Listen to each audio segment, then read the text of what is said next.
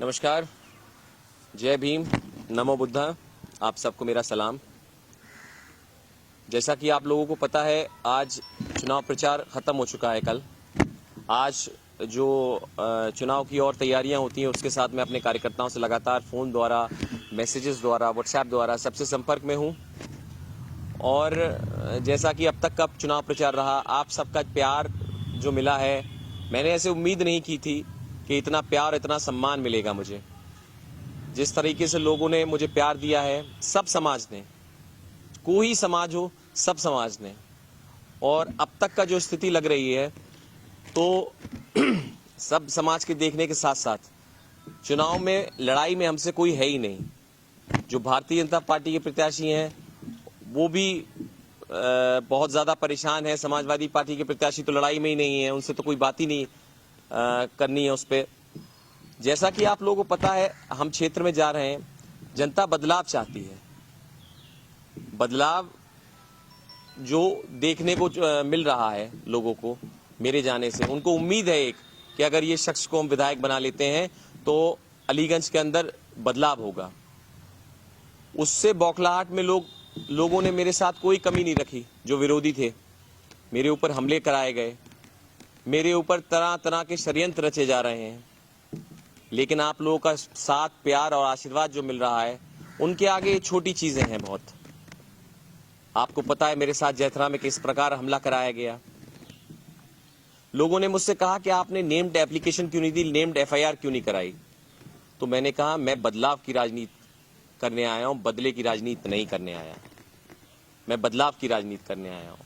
मेरा मुख्य उद्देश्य जो था, जो पहले दिन से मैं कह रहा हूं आप सब लोगों से, ऑन रिकॉर्ड्स कह रहा हूं, जैसी जिसकी हिस्सेदारी वैसी उसकी भागीदारी। भागीदारी राजनीति के अंदर हर तरह से अपने बात, विचार रखने का सबको सम्मान दिया जाएगा, पूरा अधिकार दिया जाएगा। उसके बाद लोगों के अंदर इतनी बौखलाहट है कि उनके तमाम प्रचारक अलीगंज में 3-3, 4-4 हेलीकॉप्टर्स उतर रहे हैं, चाहे भारतीय जनता पार्टी के रहे हों, चाहे समाजवादी पार्टी के रहे हों। लेकिन मेरी स्टार प्रचारक तो मेरी जनता है। जो जनता जिस तरीके से काम कर रही है, मेरे पास कोई स्टार प्रचारक नहीं है, मेरी जनता मेरे लिए स्टार प्रचारक है। उसके बाद भारतीय जनता पार्टी की अगर बात करें, तो कानून व्यवस्था की स्थिति भारतीय जनता पार्टी में सबने देखी है। अगर मेरे ऊपर हमला होता है तो कुछ ना कुछ तो लॉ एंड ऑर्डर यहाँ खराब होगा कि मेरे ऊपर इस तरीके से हमला किया गया।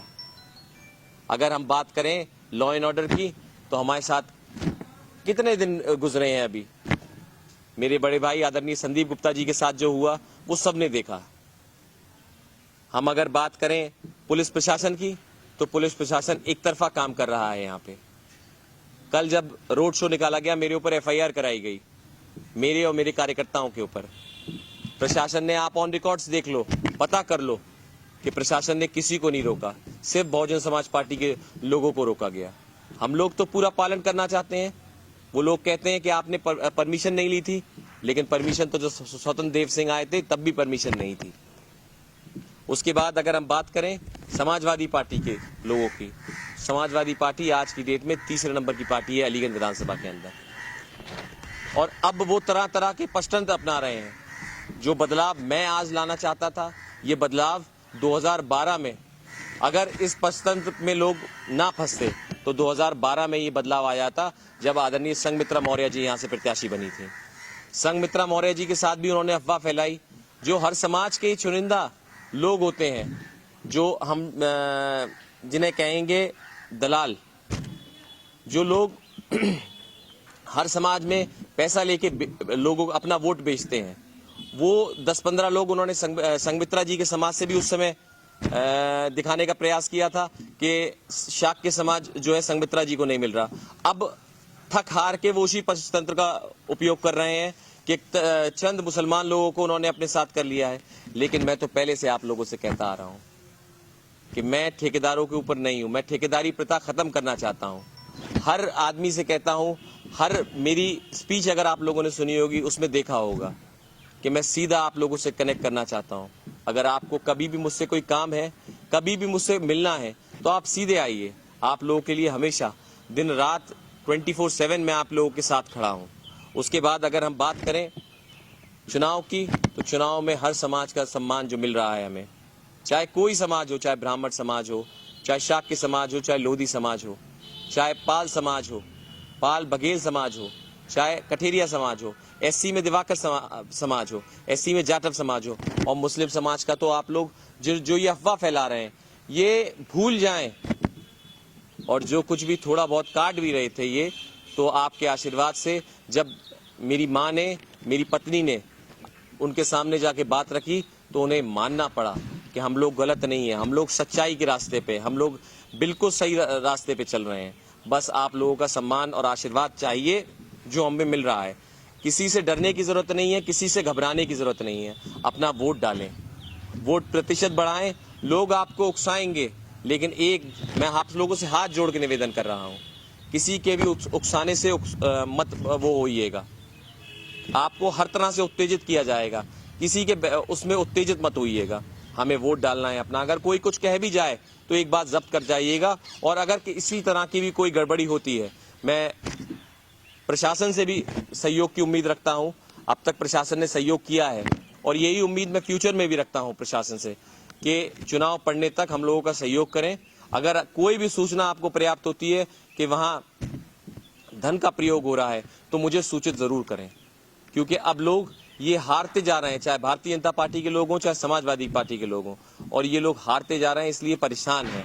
तो अब हर तरीके से प्रयास कर रहे हैं कैसे दिखाएं कि मुस्लिम समाज एक नहीं है। लेकिन आप लोगों को बिल्कुल स्पष्ट रूप से कहना चाहूंगा, जब वोट पड़े और नतीजे आए तो देख लीजिएगा 95% मुस्लिम, 95% मुस्लिम एक तरफ आपको वोट करता हुआ दिखेगा। और ये बात करते हैं वो 5% मुस्लिम जो अगेंस्ट में है, मैं उनको खुद नहीं लेना चाहता, क्योंकि मैं वो ठेकेदारी प्रथा खत्म करना चाहता हूं।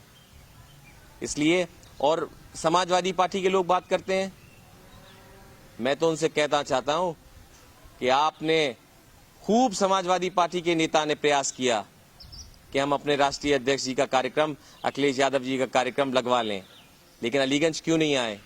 समझदार के लिए इशारा काफी है कि अखिलेश यादव जी अलीगंज क्यों नहीं आए। आप लोग सोचिएगा, और खास तौर से मैं यादव समाज से निवेदन करना चाहता हूं कि एक बार जरूर सोचिएगा कि अखिलेश यादव जी अलीगंज क्यों नहीं आए। मैं इसी बात मैंने प्रयास किया आपसे लोगों से जितना ज्यादा जुड़ सकूं। मैं जहां नहीं पहुंच पाया मैं उसके लिए भी आपसे क्षमार्थी हूं, क्योंकि मुझे समय इतना नहीं मिला था। लेकिन मैं आपसे हमेशा जुड़ता रहूंगा, आपके साथ रहूंगा, आपके साथ कंधे से कंधा मिला के रखूंगा। ये मत सोचिएगा कि जुनेद ने आपसे वोट नहीं मांगा। जुनेद आपसे वोट मांग रहा है, वोट की अपील कर रहा है। ध्यान रखिएगा, आशीर्वाद दीजिएगा। जो आशीर्वाद अब तक दिया है वही आशीर्वाद कल यानी 20 तारीख को मेरे ऊपर बना के रखिएगा। वोट डालने से पहले एक बार जरूर मेरे बारे में सोच लीजिएगा, मेरे परिवार के बारे में सोच लीजिएगा, जो मैंने आपके सामने बात रखी है उसके बारे में सोच लीजिएगा। इसी के साथ मैं अपनी बात खत्म करता हूँ। जय भीम, जय भारत, नमो बुद्धा, खुदा हाफिज।